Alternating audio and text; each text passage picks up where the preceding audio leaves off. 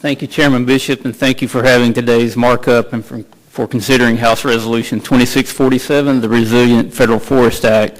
I'd also like to thank Subcommittee Chairman McClintock for his leadership on the subcommittee. This important bipartisan legislation will give the Forest Service the tools it needs to better manage our national forest immediately after its passage. Our forests are suffering due to overgrowth, wildfire, insect and disease infestation. My bill aims to fix this through proactive, scientifically sound management, relying on proven silvicultural techniques. First, the bill incentivizes collaboration and speeds up the implementation of collaborative projects. Collaborative projects bring parties from all sides, from the timber industry to environmental groups, together to ensure that forest management is conducted in a proactive, scientific manner. The bill also safeguards a strong, timely environmental review process through categorical exclusions for 5,000-acre projects and 15,000-acre collaborative projects. These projects must meet the requirements of NEPA and the Forest Plan. This legislation simply limits the red tape that hinders the ability of projects to move forward. Another issue addressed is the non-action alternative under the NEPA process.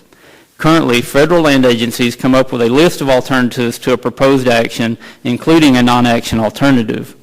The non-action alternative does not take into account growth, the potential for insect infestation or wildfire.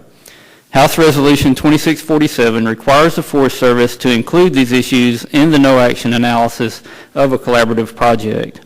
Forests are not static. They are dynamic living organisms, and scientific analysis of forests should not be static.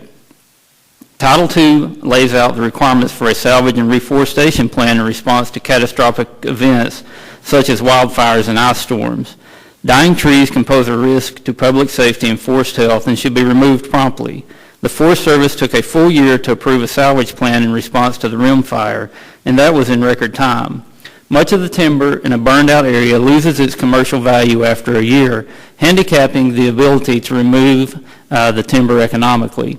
House Resolution 2647 requires such environmental assessments to be completed within 90 days. The Forest Service would also have to implement greater reforestation in burned-out areas. Oftentimes, less than 3% of a burned-out area is reforested. My bill would require the Forest Service to reforest 75% within 5 years. This allows time to replant trees and analyze the progress of natural regeneration. All of this must meet the specific standards of the Forest Plan. House Resolution 2647 protects the integrity of the collaborative process.